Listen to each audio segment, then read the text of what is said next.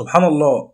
انا من الناس اللي بقت تعجبني اختيارات باريس سان جيرمان في عهد لويس انريكي للمواهب الشابه والصاعده.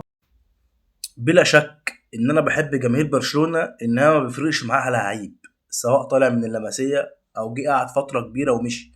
الوحيد اللي فرق مع جماهير برشلونه كلها هو الاسطوره ليونيل ميسي. اي حد تاني بعديه مشي ما كانش فارق مع جمهور برشلونه، لان هما باختصار كده عندهم اللمسيه وربنا يخليها ليهم.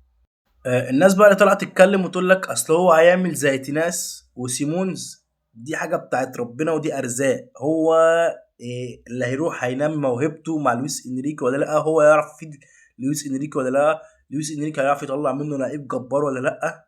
دي هنشوفها في الشهور والسنين المقبله.